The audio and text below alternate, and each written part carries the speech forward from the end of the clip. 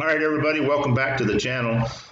Today, we're sitting in the head shed together here with Max Heatherington, and he's a fellow Vietnam veteran and a friend of mine that I've known for over 10 years now almost, and he's been gracious enough to come on and share a little bit about his past experience in the military, where he's at now, and what's going on. So, Max, if you want to give a chance there and introduce yourself. Yeah, Charlie, good to see you, my friend. Hope you're doing good down there. We're hanging on down here in Belize, so good to talk to you, and glad to see you got this channel for the vets. I think that's a great idea. Yeah, we're really looking excited about it. We, like I say, we're trying to, just a place to come hang out, and, do a buddy check once in a while. With everything that's going on in the world nowadays, it's, we kind of got to reach out a little harder to each other once in a while, but it's also a good place just to share the history. That was a big thing for me. My love for the history, your love for the military history, and the love for our vets. It doesn't make no difference what uniform you wore, when you wore it, or how you wore it. We're part of a brotherhood, and so that's why we putting this channel together. So I look forward to. Yep. But why don't you just tell the guys a little bit, the guys and gals, I should say, a little bit about yourself, what you're doing kind of right now and where you're at now. Sure. Well, I'll turn 72 Christmas, which puts me in that 20-year-old class of Vietnam. Yeah. After the Tet Offensive, you 20 years old in Vietnam, so that puts me in that 70-year-old range. I am a Texas boy. Came from was born in East Texas, but lived actually along the coast. A lot of people will know us. We're famous for hurricanes down there in Corpus Christi, right on the Gulf Coast. But I came from a little town called Ingleside, which is about 20 miles from Corpus Christi, and so went to school there, graduated in '66, and got my letter from Uncle Sam in '68, and decided my brother-in-law convinced me that it probably wouldn't be a good idea to go green. It would be better to go blue. And so I ended up joining the Air Force, and had a little bit, I guess you could call it, when they give you the test, I had a little more aptitude toward mechanics, since my dad was a CB and 92nd CBs on Tinian. Oh, wow. And heavy equipment operator. So, and he was in maintenance all his life. So I had a little more, I guess you call it, maintenance smarts than I had anything else. And so the Air Force recruiter promised me that I wouldn't be a cook. I could be an airplane mechanic. So I was fortunate enough to go in August of '68, and I went to Lackland Air Force Base and got through basic, and ended up going to Chanute, Illinois, just before in the winter. Got out of there. I think we graduated on the 28th of December, so we got out of there just before New Year's. Yeah. But went up there to jet engine school and managed to get through that. Was an honor student with that. So I did pick up a little bit on what we needed to do for jet engines, and so was stationed. My first station was went to Bergstrom Air Force Base in Texas. It's not actually a lot of the people in Texas, some of the vets might remember that it was an Air Force base back in the '60s when LBJ was president. Mm-hmm. But I think it's an international airport now. It's not I don't believe it's an air base. I don't think. But that's where we went through all of our training and OJT and all of that. And I can remember one day we were there in the hangar, and kind of funny, little butter bar lieutenant come walking through there with his clipboard, and me and the guys are standing there, and he goes, "Hey, I want to know, does anybody in here want to volunteer to go to Vietnam?" And Buddy and I look at each other, and we're like, "Well, there's not much going on here. Yeah, we'll go." And so there I am. October the 5th of '69. I'm on my way to Ponsanut Air Base in Saigon. So was very fortunate to be stationed there. Had an opportunity to because I guess my AFC was jet engines, and at that time I was trained on J-57s, and so they had a squadron of some of the Air Force guys will remember the old Voodoo, and that was a RF-101 twin engine reconnaissance aircraft. They had them set up for recon there in Vietnam. Had twin J-57s in it, and so I was fortunate enough to go there. Was in the 460th Field Maintenance Squadron there. And again, and I'm sure you'll remember, Charlie, back in those days, looking at your history, we went on individual assignment. We didn't go as a unit. Yeah, it was individual basis on a 12-month tour. Correct. So there you go. So it was a 12-month tour, from October to October. What year was that? Went over there. Max? Say again? What year was that, Max, that you deployed over in October? I went in the Air Force in '68. I went over I left on, I actually arrived in country October the 5th. October the 5th. 69. 69. Right after my barracks was in the 1200 area at Ponsanut, and that's right where where they had buried all the guns and the arms in the graveyard across the street, and that's where they broke through the wire. Tried to come through the wire in what was it, January of '68, I think. Yeah. But but I ended up over there in '69. Turned 21. Had my 21st birthday in country in Vietnam. So, yeah, that was a big hoot. But no, had a good had a good station, a good unit there. We took care of the aircraft. Worked a 4-on, 1-off schedule, and most of the time, if they weren't doing something crazy, we did have an off base pass where we could get off base, so it wasn't that bad, to be able to go down. Go downtown. What about there? Tell me a little bit about the base, if you remember a little bit. Was that a Joint Forces base that had Air Force, Army, Navy, or was it straight Air Force? And what the facility was like? It was a headquarters, I believe. If I'm not mistaken, I had gone back and done some research. I actually came up with some very interesting pictures. If we ever do another one of these, maybe I can get some of my pictures. We'll have you send some pictures, and we'll put them up and post them in, and then you can describe them out. Yeah. Yeah, where the barracks was, and where our hangar was, and the flight line, and the old van trucks. You remember those?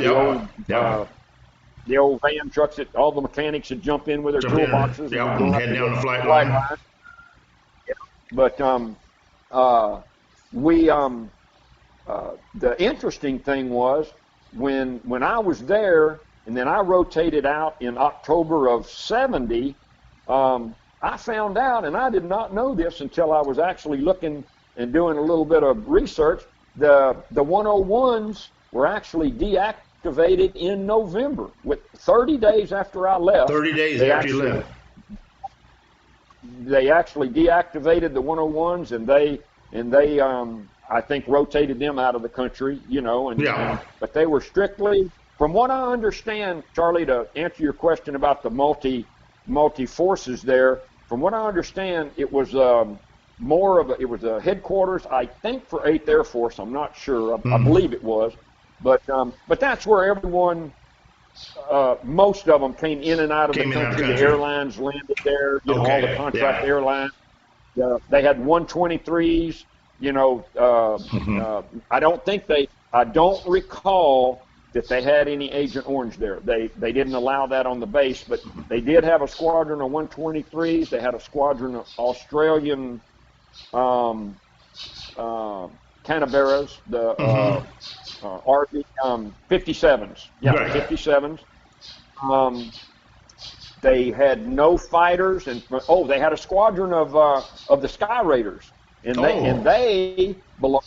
they belonged to the RVAN. The South Vietnamese flew them, but we were not allowed, and there may be some guys that'll correct me on this, but from what I understand, in 68, 69, and 70, they were not allowed to have, the U.S. was not allowed to have ordnance on any of the aircraft. And so it was all either reconnaissance or transport. Or yeah. Right. And or aircraft waiting to be forwarded to an area. Yeah. That's correct. So I did go TDY a couple times. I went to Ubon, Thailand. We had an oil pressure on an engine. We went over there and did an engine change. And I know there was a squadron of F4s at Ubon, and got to go over and help the guys on some of them, work on them a day or two. We were waiting like a week for our engine to get to us, so we could swap it. Met some of those guys over there, and but we did, from what I recall, and again, guys. Well, it's not like you're working on yesterday's memories. You're working on a couple days past, and we all understand that, Yeah. Yep. But the thing is, we did our deal. It was really good duty. Had all the things that the guys harassed the Air Force about, living in hotels and having to eat. I do have, if you want to hear an interesting story, I got Sure. some about some hometown boys. But I had like I said, I came from a little town called Ingleside. To give you a background, in the 60s, when I was going through high school, I graduated in 66 with 35 people in my graduating class.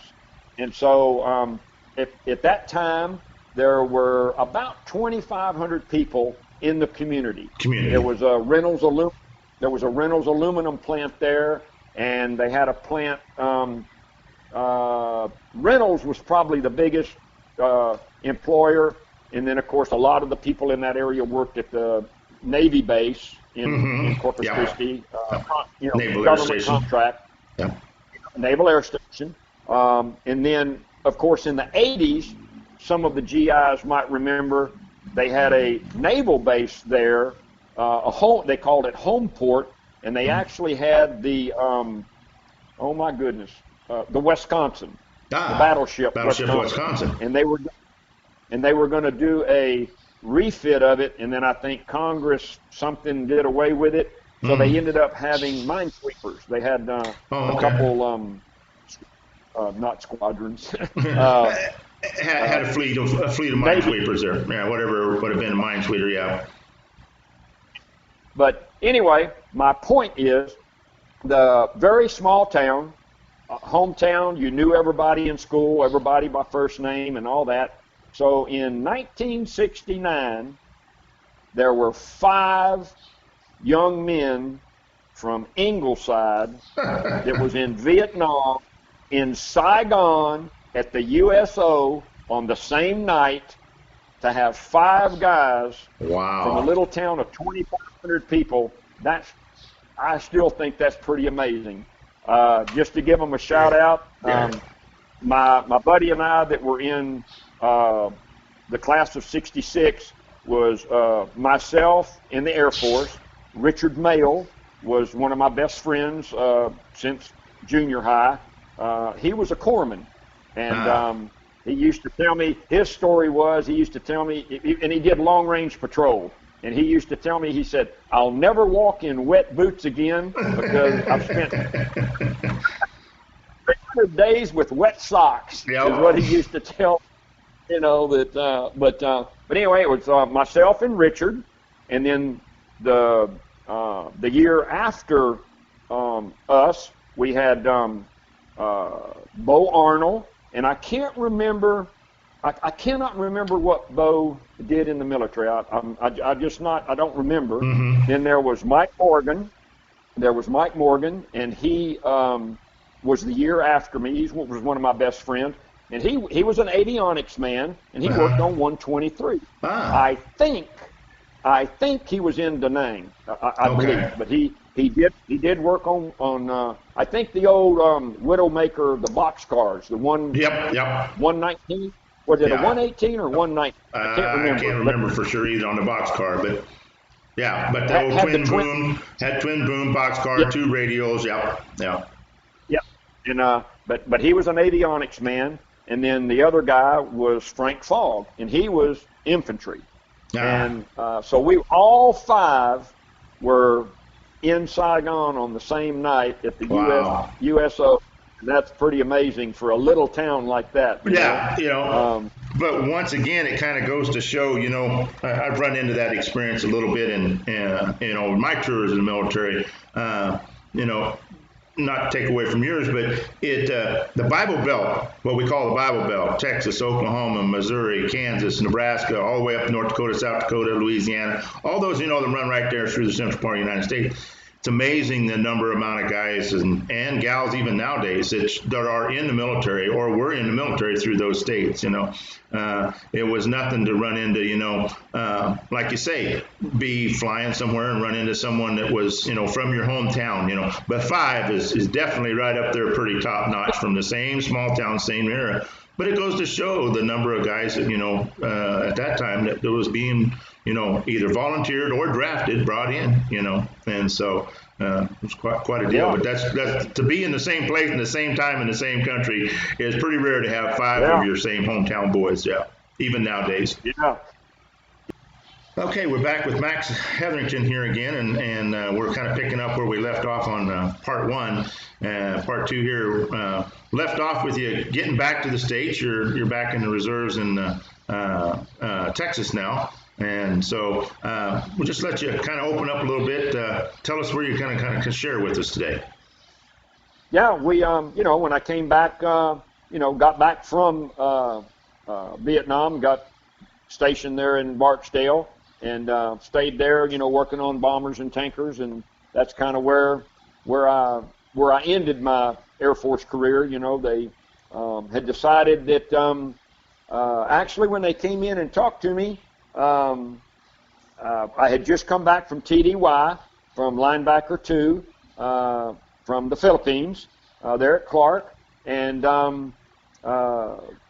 they came and gave us the out briefing and asked if we wanted to re-up, and I was actually really thinking about re-upping, and they told me that as soon as I signed the papers, I'd make staff sergeant, and I was going to Germany.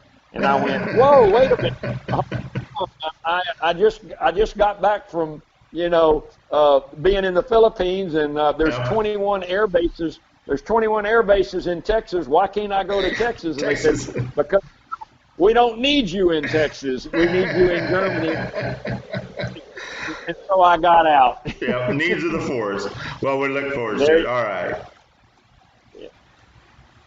Yeah, and one of the interesting stories with the 5 of us that were there was Frank Fogg was the Army, the infantryman, and he shows up one day, calls me and says that he can hop a helicopter ride from Benoit down there to see me, and so I met him, and we picked him up and got him over to the barracks, and of course he's got red dirt and dust all over him, probably hadn't taken a bath in I don't know how long, and he's like, yeah, I need to get cleaned up, and so I took him down to the latrine, and there's 20 sinks and 20 mirrors and all the shitters and the showers, and he's like, man, you guys are living in a hotel here, and hot water.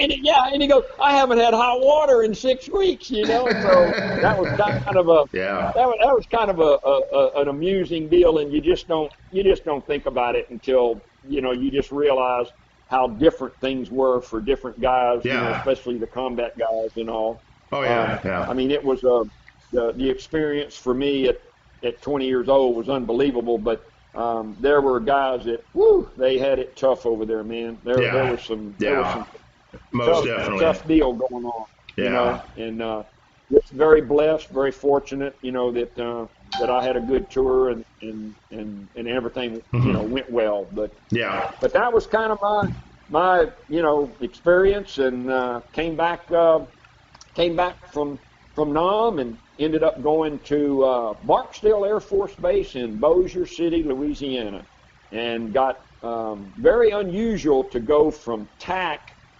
to SAC. That's very unusual, or was back then. I think it's probably still pretty much so.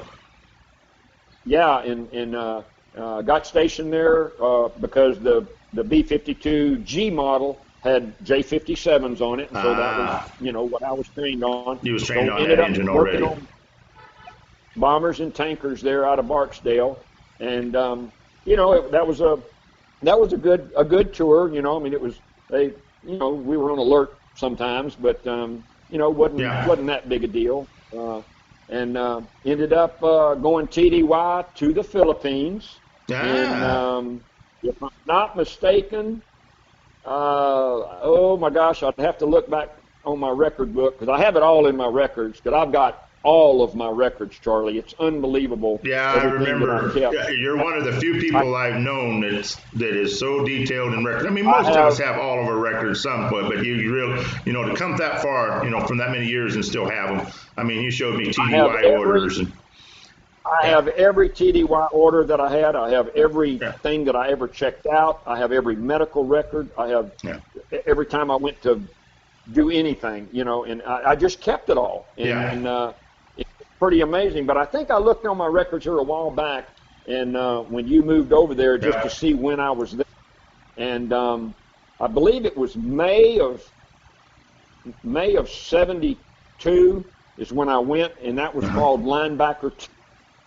That was a unit. That was a unit deployment. We went in one morning, and they went, gentlemen, go back to your barracks and get your underwear and pack your ditty bag. You're on the way.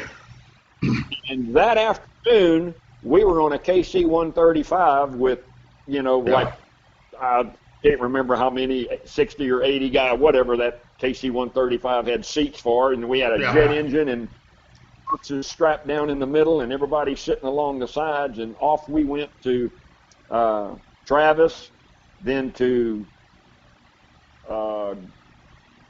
we landed at Hickam, and then I think I can't remember if we went to Guam, but we ended up in at Clark and stayed there 90 days, and then I actually rotated back because I had 89 days left before separation. So I think there was some kind of a rule where you had to be back in country in order to process out and everything. So but I can remember going to I'm sure you've been there. I went to Baguio City. Went up there in the mountains and the fog. You thought you were in the fog. Wasn't fog. That was the clouds. That was the clouds. So, rode the old jeepney and the trike, and oh yeah, and the hold on, Baloots. Balut is 20-day-old chicken egg or something. Well, I'll have Sis put up a picture of Balut for you. Guess what happens in 21 days? He hatches. So that kind of gives you some of the. I'm sure some of the GIs will laugh about that one, but I've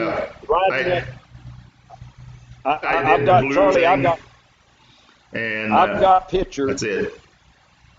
I've got pictures of riding the bus up that mountain, going up to Baguio, and looking out the window of the bus, and I'm not exaggerating.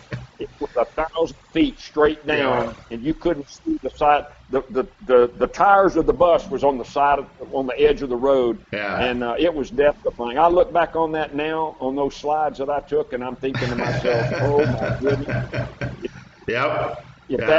If that driver would have had a bad day, but you know, it was quite an experience. It was. I can remember, and again, we went the tankers. The tankers went to Clark because they didn't allow ordnance, and the bombers went to Guam. So the bombers, half the squadron went with the bombers, and half the squadron went with the tankers. And, and they were. I can't remember how long they stayed over there, but like I say, I came back, you know, to rotate out, you know, and ended up getting out. Got used my GI Bill to get my pilot's license, and I've been a commercial pilot, a corporate pilot for 45 years. And so that was my destiny. I got out, got my A&P license, and did my little 15-year stint as a boat captain. But primarily, I flew corporate jets out of Texas and for oil companies and stuff, and a construction company out of Corpus Christi, and that was my up till retirement. I retired and moved down here to Belize, and been down here for 10 years. And well, that brings up a little bit a couple questions I wanted to get a chance to talk with you about. You picked up, left in the States, and we all, there's quite a few of us over here, or quite a few of us around the world, to be honest with you now. Expats, as they call us now, or whatever you want to call it. But, just guys like yourself and I that just decided that we wanted to try something different, whether we was doing it for the adventure, or whether we was doing it just to do retirement, or our faith led us somewhere, or whatever it may have been. But how did you find an experience of being an expat? What some of the things that you've experienced, not only just being a veteran, but being an expat itself in another country. How are you finding that compared to being back up in the States? Well, do you recommend it? Do you think it's something that I'm sure you're like me. You've done a lot of research before you went somewhere, whether you chose to Belize before first, or where you might have went to first. But just kind of give us a quick rundown how you ended up in Belize, I guess, and kind of what might have been the driving purpose. Well, that's an interesting question, and I've got a response to that. 2010. I just got to tell you, I was not happy with the political environment in the United States, and I was coming up on 65 years old, where I could retire, and I had my retirement with the construction company that I flew for, and so I just decided that when I could draw my 401k out without having to pay the penalties, and then I could. And I did start my Social Security early. I started it, on wait. And so my wife and I, Patty, sat down, and I said, "What do you want to do?" And she said, "Well, we can stay here in Texas or whatever." And I said, "Well, what's our options?" And she said, "Well, we could go to Belize or go somewhere else." And so we kind of looked at Costa Rica at that time. In 2010, 9, 10, 11, something in there. Prices in Costa Rica had started going up a little bit. Early on, you could really get good deals there. In Costa Rica, the price started going up. But I told her, I said, I don't speak Spanish. Unfortunately, that's one of the huge mistakes I made in high school. I should have paid more attention in Spanish 1, and if I would have learned to speak Spanish, it could have really changed influenced. Well, it opens up. There's a lot of expats in Colombia.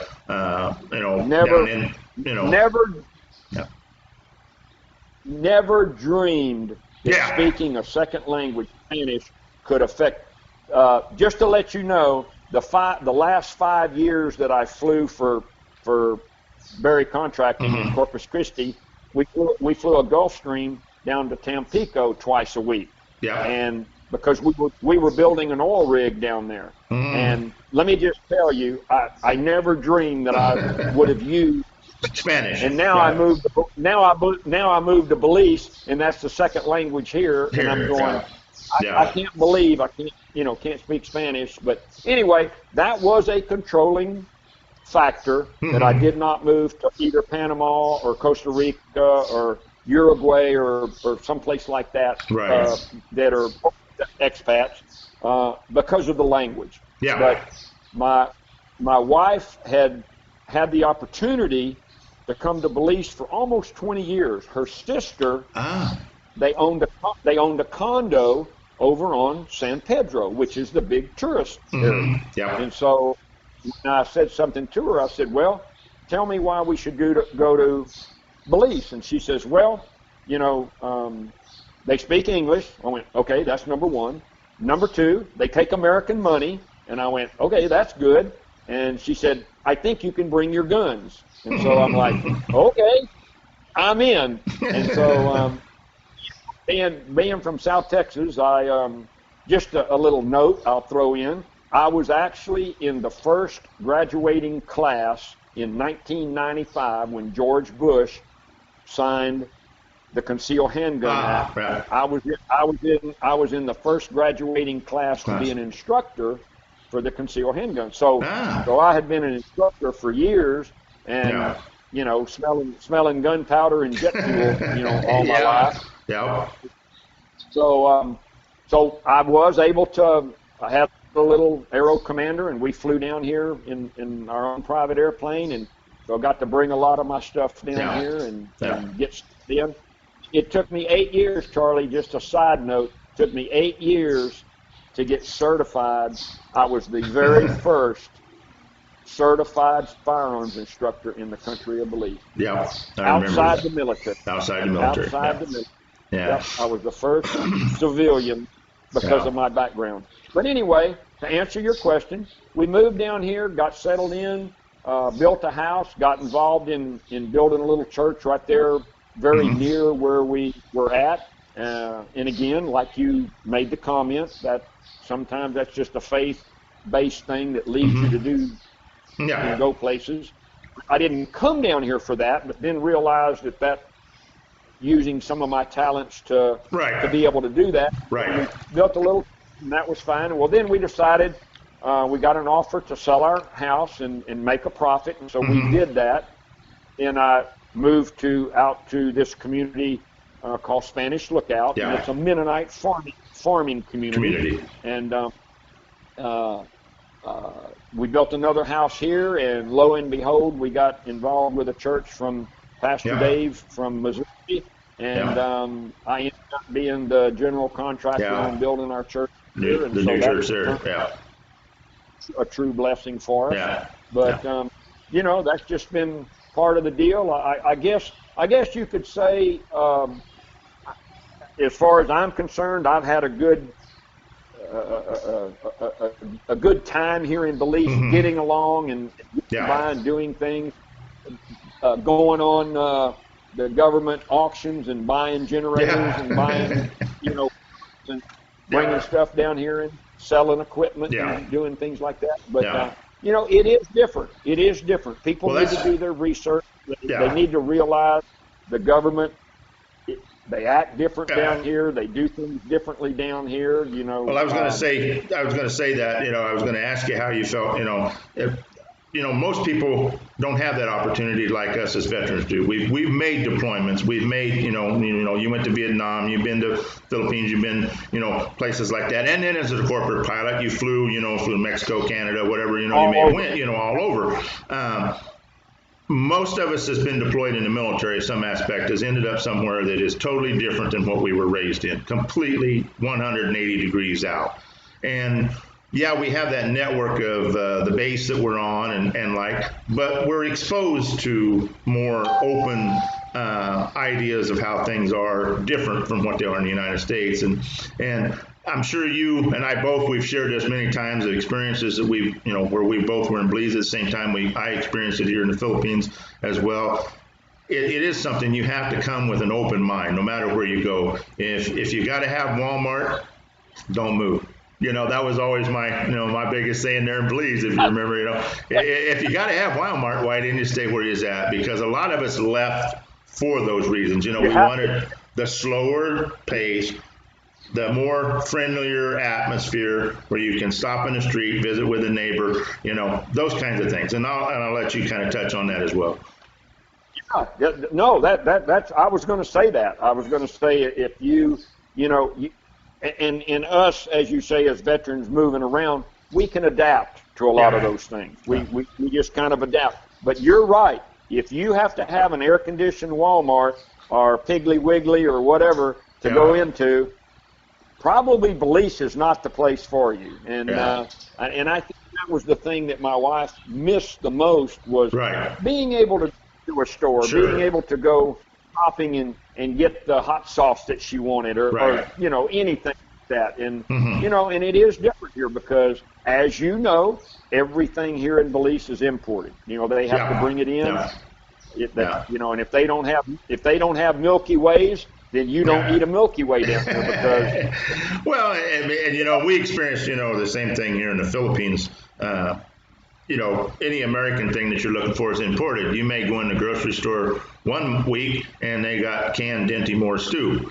The next week it won't be there, you know. So, you know, you have to be flexible, and you know, a lot of people have a difficulty with that. So, you know, I'm sure you get it a lot too. Get a lot of people, you know, well, what do you think about if I'm moving there, or moving to Belize? You know, you take Belize for instance. It's the size of Rhode Island, 350,000 plus people. There is no chain store there, nothing. The only chain stores there are what the Mennonite has, you know, West Track, those kind of things, if you want to call it a chain store. But there's no McDonald's, there's no Hardee's, there's no Burger King, you know. So you have to come with that open mind. And, you know, in the same way coming to the Philippines, you know, first of all, we have to realize we're a guest in the country. You have residency there in the Belize. I have residency in Belize. I'm on a visa here in Belize, in the Philippines. You know, we're always going to be guests, no matter whether we're resident or not. You know, and so when we just kind of take that in thought, and I know you and I, we've had you know, some sit on the porch, smoke a good old cigar, and talk about it for hours on end. You know, you know. But those are the things that I don't miss about the United States. I don't miss all the garbage that's going on, you know, and that you and I both have talked about. And we don't have to get political about it. We don't need to be. But here in the Philippines, you know, we have such a great opportunity. It's very family orientated. Same way with Belize. That's one of the things that draw me to the country. Very family orientated. They're rich in so many different ways. Maybe not in the dollar and financial, monetary. But I think we've lost that richness in the United States, and I see it in the countries that you and I are talking about today. But back real quick on your military service side of it. So you finished up there in Texas, and then what year did you get out? I got out in 72. 72. Spent 4 years and then 2 years reserve. But basically when I got out, was just truly blessed to have the opportunity. I don't know what the young men have now, but we did have the GI Bill back then, and they actually ended up paying for 90% of my schooling. And of course, you know, flying wasn't cheap. No, it wasn't cheap then, and it's not cheap now. Yeah, they actually ended up paying for 90% of my flying, and I had a school right there in Shreveport, right in Bossier City, that was VA certified. And so when I got out, I actually stayed there in Bossier City while I was going through my commercial and my instruments and all my airline transport rate. Well, one of the things that, you know, and I kind of have the inside scoop because we've known each other for 10 years, but I'll bring it up. You got out, you had a VA disability rating of 10% back in 1970, right? Yeah. 72, right? Yep. Did you do anything with the VA from 1972 to now? How was your experience with the VA? Well, I'm gonna tell you, I don't recall going and registering. I remember you telling me this. Yeah. I had to bring it up because it's a story. You know, it's something that a lot of veterans goes through. You know, we go through it, and that's why I wanted you to share with. I didn't mean to cut you off, but I wanted you to share with us because you came out, then didn't get seen, and I'll let you tell the story. But there's a lot of us out there that's the same way, you know, and so I think it's important to get it out there. So I'll let you go ahead. All right. Well, basically what happened, 3 days before I left Vietnam, I ended up having an AC separation in my shoulder. Right. I hate to say this. We were playing football, and, you know, because they wouldn't let us go on the flight. Right. They wouldn't let once we processed out. They wouldn't let us go back on the flight line. Yeah. So, you know, we were playing football, and anyway, had an AC separation on my shoulder. Went and they just put it in a sling and said, "See to it when you get to your base when you get to Louisiana." So got there. Sure enough, they felt that it needed to be operated on, and so I was operated on and recovered. Everything seemed okay. And all of a sudden, when I got out of the service, like I said, it must have been some kind of back then, it must have been some kind of an automatic where you're put into during the your system. out processing. Yeah, during the out process. And while I was out, they asked me if I had anything. I said, well, yeah, I had this shoulder deal, while I was came back from Nam. And they went, okay. Well, then all of a sudden I get this paperwork from the VA, and I think I still have it there in my file, where it goes, all right, well, you qualify for a 10% disability. And I'm thinking, wow, I said, I know it hurts me sometimes or whatever, but I said, I can still throw a baseball, and even though I'm left-handed, but I can still stuff.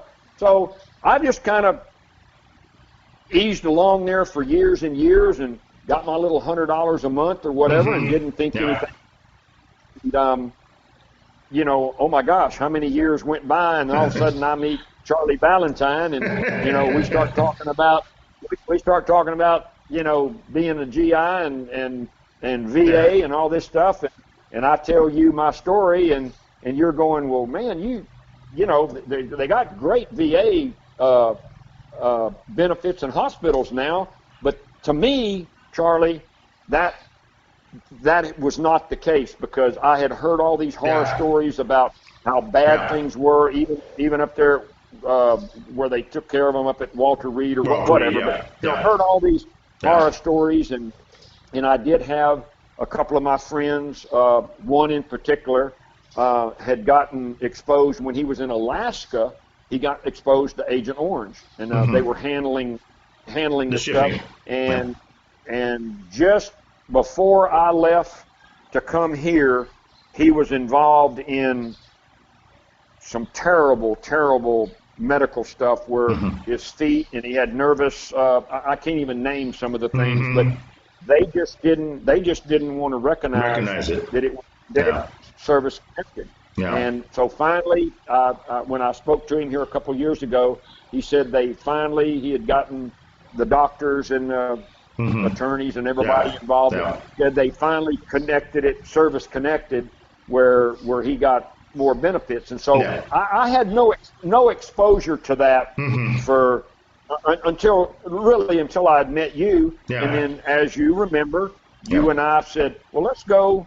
I think it was oh gosh, when we decided to go, my wife told me to go get hearing aids. That's what started this. With that. So, that's what started. So we jumped on the airplane and went to Florida, and ended up going to a unbelievable facility there in Florida. And we had our helper there take us through there and do all that. And I mean, Charlie, I got to tell you, just to tell the other guys and gals, it was, to me, it was an unbelievable experience of the quality of how they treated you, how everyone was either an ex-GI or whatever, but I mean, you were treated with respect and treated, just first class all the way.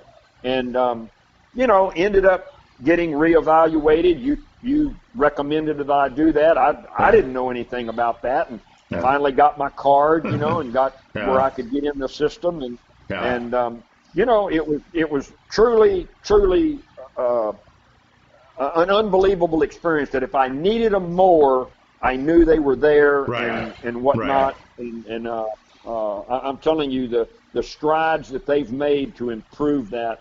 Over what it was in the 60s and 70s and 80s, that has got to be.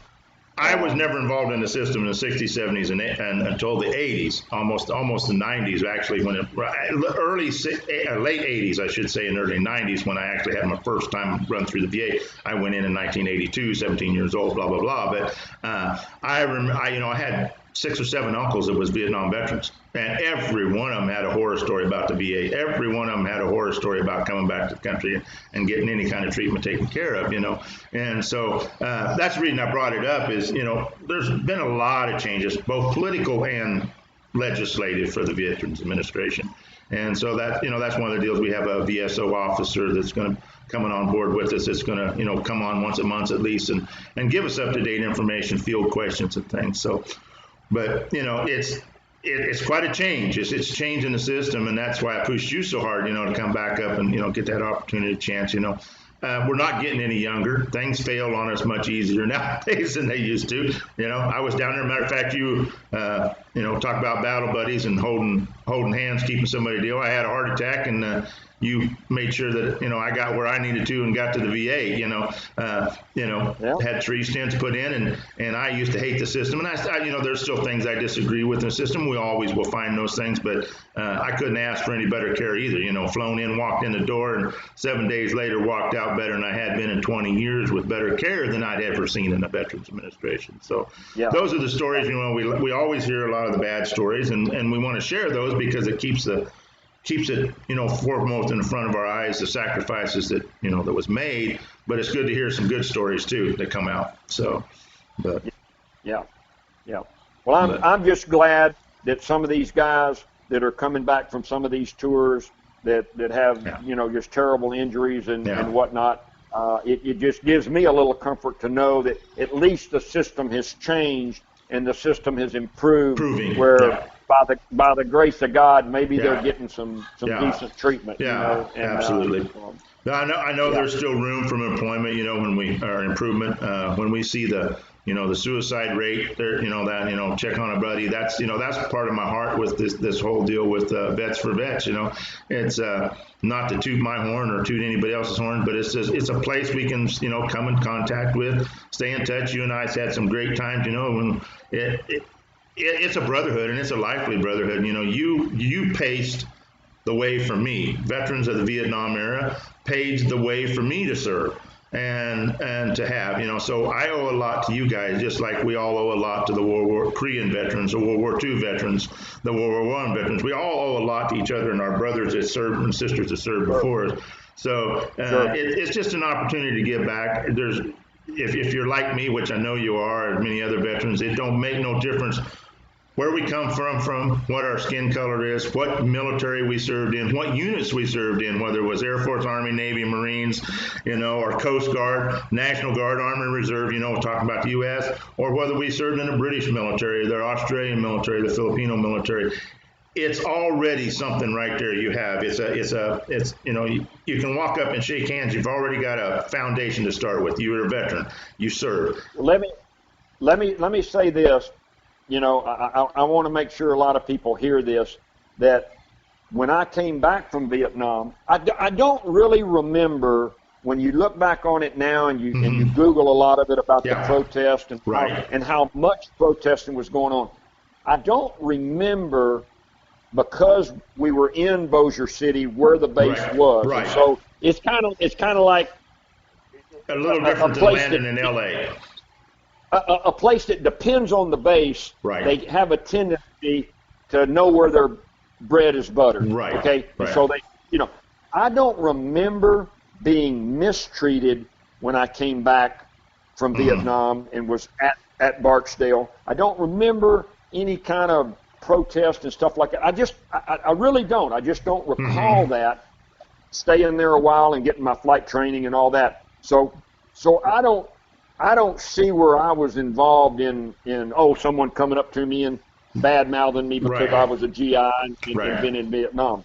But I will tell you, in the last 5 years of doing traveling back and forth, whether I went to Florida to the VA or going home to Texas, going back for whatever, and just traveling, if I wear, and I went to Oshkosh for the first time in 17, went up to Oshkosh, and I'm telling you, Charlie, when I would wear my Vietnam veteran's hat, I'm going to tell you, I was totally shocked at how many people told me that they appreciated my service. And that floored me that so many people did that 60 years later, or let's say I was 50 years. 50 years after I Yeah. got out of there, that they recognize that now. Recognize that now. And that really made an impression on me, that so many people in the airport will say something to you just when they're walking past you. Yeah. You know, Yeah, it is. It's amazing, isn't it? The cultural difference. I have seen that myself and experienced it myself in the change in, I would say, the last 10 years. I've seen a change, and I think it has a lot to do with the political standing. I think it has a lot to do with we learn from history. History will repeat itself if we let it. And we don't have to get political about it, but history will repeat itself if it doesn't. There was a lot of difference in even the Korean veterans coming home versus the Vietnam veterans. I remember my family era time frame of uncles and like talking around and talking about, sharing stories somewhat of coming back and how unwelcome they felt, coming back and different things. I never got to experience much of that, because at the time frame we were Cold War era, so I didn't experience much until Desert Storm, Desert Shield, during Desert Storm. Coming back from that era time frame, our National Guard, hometown National Guard unit was there, and we had some kids that was volunteered and went, and they went, deployed, and a couple young local boys didn't make it back home. One that was in my oldest son's close to his age, didn't make it back home, and it changed a lot. There's still some sore feelings about, some of the things we do as a military, but I'm seeing a lot of change in the recognition of the veterans, and we're seeing a change in how the Vietnam era veterans, and it's definitely needed. You guys didn't get the parade when you came home, and a lot of vets maybe doesn't want to appreciate that or doesn't want to have that, but it was still a part of that recognition. You guys left, we walked away, we left, we were 17 years old, 18 years old, we're just kids, and 12 and 24 months later came home and 10, 15 years older, done things that we don't ever want to have to go back and do again, but a lot of people don't realize. And so, appreciate your service, Max, man. It's, we've been good friends for years, but I had to get you on, and I'll get you back on again here and we'll talk a little bit about our exploits and as expats and like. We'll talk about flying and shooting guns. Yeah. Just some more crazy police stories or something. Yeah, that sounds good. Look forward to doing that. Yeah, once again from me, Brother Max, thank you for your service. I appreciate everything you've done.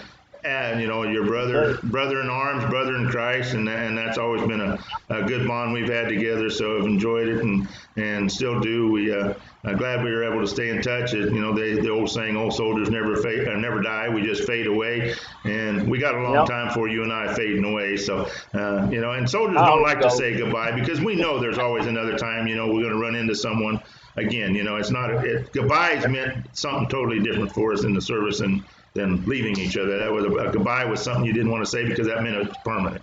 We'll see you again later down the road, and keep the shiny side up and the oily side down, and so Max, once again, thank you for having us on and being with us. I look forward to us doing this again, get some time together again. We'll do it again. All right, we'll do it. God bless, Charlie. Take care and have a good one, my friend. All right, you too, Max.